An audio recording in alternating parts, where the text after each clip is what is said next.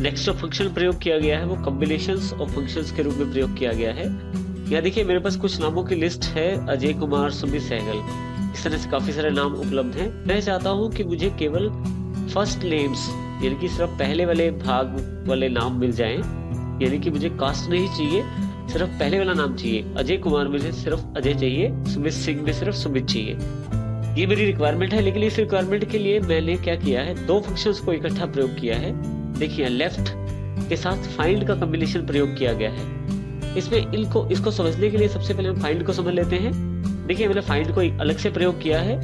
यदि आप इसे ध्यान से देखें तो फाइंड स्पेस को ढूंढ रहा है, क्योंकि पहला जो कैरेक्टर है उसने ढूंढना है स्पेस। फाइंड टेक्स्ट में मैंने स्पेस को लगा दिया है। ढूंढना कहाँ से है, A1 में से, यानी कि अजय कुमार में से उसको स्पेस ढूंढना है, जो कि अजय के बाद मिलेगा उसे। और तीसरा जो है कि कहाँ से शुरू किया जाए, तो पहले नंबर से शुरू किया जाए, पहले कैरेक्टर से। तो जो स्पेस मिलेगा वो अजय और कुमार के बीच में मिलेगा। तो जो स्पेस मिलने की जो लेंथ है वो हमें मिल जाएगी, यानी कि पांच कैरेक्टर बाद, यानी कि 4 कैरेक्टर बाद पांचवा जो कैरेक्टर है वो स्पेस है। तो इसी तरह से हमारे पास स्पेस का जो नंबर है वो मिल जाएगा। कैरेक्टर नंबर जो स्पेस का है वो 5 नंबर है।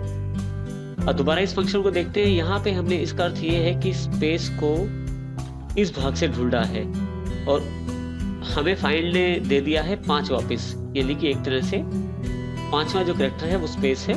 अब हम लेफ्ट फंक्शन की तरफ देखते हैं। लेफ्ट फंक्शन A1 सेल में से ढूंढेगा, किसको, कहां तक ढूंढेगा, स्पेस तक। जब तक उसे स्पेस नहीं मिलेगा तब तक वो ढूंढता रहेगा। जैसे ही उसे स्पेस मिलेगा वो स्पेस से पहले वाले कैरेक्टर हमें ये अवेलेबल करवा देगा। देखिए एंटर करते ही हमारे पास अजय अवेलेबल हो गया है। इस तरह से सुमित, रविंदर, दीपक। इस प्रकार हम टेक्स्ट के अलग अलग फंक्शंस को इकट्ठा करके प्रयोग भी कर सकते हैं। ये आवश्यकता अनुसार अलग अलग फंक्शंस और इकट्ठे करके प्रयोग भी किए जा सकते हैं।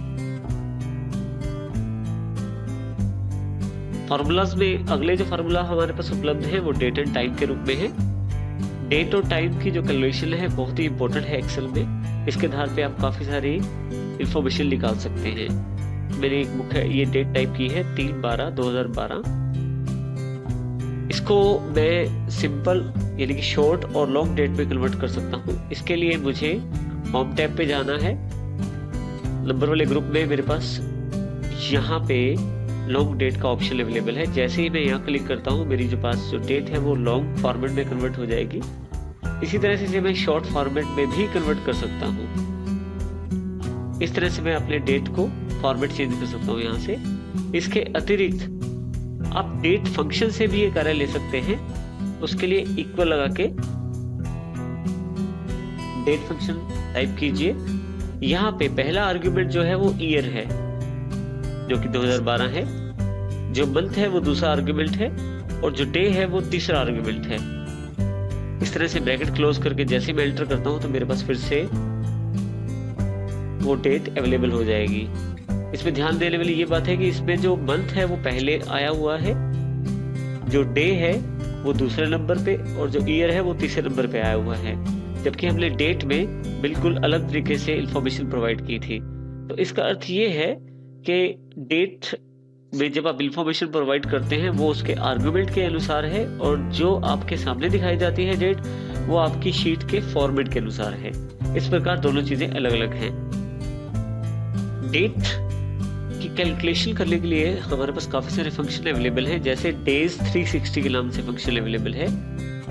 देखिए मेरे पास यहाँ पे एक लाइब्रेरी रिकॉर्ड के रूप में कुछ जानकारी है। कुछ स्टूडेंट्स हैं अजय, विजय, रवि, उनको मैंने कुछ बुक्स इशू की हुई है। उनकी डेट इशूड, जो बुक्स की डेट है वो, और डेट रिसीव, जब उन्होंने बुक्स वापस की वो वाली डेट, दोनों लिखी हुई है। मैं ये जानना चाहता हूँ कि किस विद्यार्थी ने या किस स्टूडेंट ने कितनी देर किताब अपने पास रखी, कितने दिन अपने पास किताब रखी। इसके लिए मैं टोटल डेज के लिए कैलकुलेशन कर सकता हूँ, जिसके लिए मैं डेज 360 फार्मूला का प्रयोग कर सकता हूँ। इसमें ये फार्मूले के अंदर 2 आर्गुमेंट हमारे पास उपलब्ध हैं। सबसे पहले हमने बाय डिफॉल्ट इसमें स्टार्ट डेट उपलब्ध करवाई है और साथ ही उसके D5 है, एंड डेट उपलब्ध करवाई है। तीसरा जो मेथड का आर्गुमेंट है वो ऑप्शनल है, इसलिए मैंने इसका प्रयोग नहीं किया है। जैसे ही यहाँ मैं एंटर करता हूँ मेरे पास इन दोनों डेट के बीच में कितने दिन का डिफरेंस है उसकी जानकारी मेरे पास अवेलेबल हो जाती है। तो इसमें 13 दिन का डिफरेंस है। और अगर मैं इसे ड्रैग कर दूं या डबल क्लिक कर दूं पॉइंट पे जाके, तो मेरे पास यहाँ पे सभी का डेटा अवेलेबल हो जाएगा डेज के डिफरेंस के अकॉर्डिंग। इस प्रकार से डेज 360 का प्रयोग किया जा सकता है।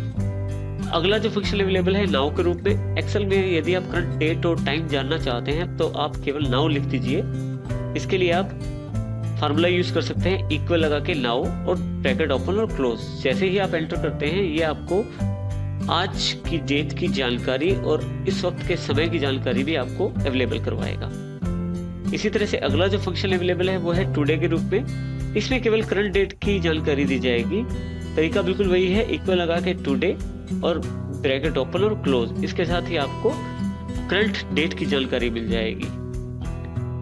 इसके पश्चात यदि आप ये जानना चाहते हैं कि किसी डेट में कि डे, मंथ, ईयर, आवर और मिनट, अगर आप ये जानना चाहते हैं तो ये जानकारी भी आप ले सकते हैं।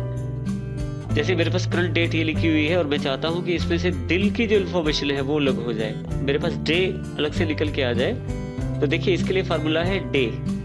और जो मेरे पास आर्गुमेंट है वो मैंने सेल का रेफरेंस दे दिया है ईवल का, जिसमें मेरी डेट अवेलेबल थी। तो जैसे मैं ये करता हूं तो मेरे पास आउटपुट डे के रूप में आ जाती है। इसी तरह से जो मंथ का फार्मूला है वो मुझे मंथ के रूप में, ईयर के रूप में, आवर के रूप में और मिनट के रूप में इंफॉर्मेशन मेरे पास प्रोवाइड करवा देगा। इस तरह से मेरे पास जानकारी अवेलेबल हो जाएगी और इस तरह से मैं इन फार्मूलाज का प्रयोग कर सकता हूँ। आखिरी फार्मूला जो हमारे पास अवेलेबल है इसमें जो मुख्य है net working days. Network days के रूप में ये फार्मूला है। मान लीजिए यदि आपने ये जानकारी लेनी है कि एक डेट से लेकर दूसरी डेट के बीच में अगर हॉलीडेज को निकाल दिया जाए तो कितने वर्किंग डेज बनते हैं, तो वही जानकारी आप नेटवर्क डेज से ले सकते हैं। इसके लिए जैसे उदाहरण से समझते हैं, हमारे पास स्टार्टिंग डेट दी गई है, 2 डेज की डेट दी गई है, यानी कि एक डेट तो अलग है थर्सडे और एक वेडनेसडे की डेट है। 1 मार्च 1 है, 1 मार्च 14 है। बीच में एक छुट्टी आई है जो कि 7 तारीख की है, मार्च 7 की। अब मैं जानना चाहता हूँ दोनों में वर्किंग डेज कितने हैं, तो इसके लिए मैं वर्किंग डेज पे क्लिक करूंगा और फार्मूला जो मेरे पास एप्लीकेबल है वो नेटवर्क डेज के अंदर मुझे पहले सेल का रेफरेंस यानी कि पहली डेट का रेफरेंस देना है जहां से शुरू करना है मुझे। दूसरे आर्गुमेंट में दूसरी डेट का रेफरेंस देना है जहां तक मुझे डेट की कैलकुलेशन करनी है। और तीसरे वाले आर्गुमेंट में मुझे वो छुट्टी की जानकारी देनी है जिस दिन मुझे छुट्टी थी। तो इस तरह से तीनों डेट्स मैंने दे दी। जैसे ही मैं एंटर करता हूँ मेरे पास नेट वर्किंग डेज की जानकारी अवेलेबल हो जाएगी। वर्किंग डेज की प्रक्रिया को समझने के लिए हम थोड़ा सा इस टेबल को देख लेते हैं। टोटल जो मेरे पास डेज है वो 14 है, जिसमें सैटरडे संडे 2 बार आया है, एक 3 तारीख, एक 10 तारीख सैटरडे। इस तरह से संडे जो है 4 तारीख और 11 तारीख जो संडे अवेलेबल है। बीच में एक हॉलीडे अवेलेबल है जो कि 7/3/2012 को अवेलेबल है। तो कुल मिला के 5 दिन जो है वर्किंग डेज में नहीं है और टोटल डेज मेरे पास 14 थे। अगर उनमें से लेस कर दिया जाए तो टोटल वर्किंग डेज जो नेट बचते हैं वो 9 बचते हैं, जो कि आपका आउटपुट है। इस तरह से नेटवर्क डेज से आप ये जानकारी ले सकते हैं कि आपके पास टोटल वर्किंग डेज कितने हैं।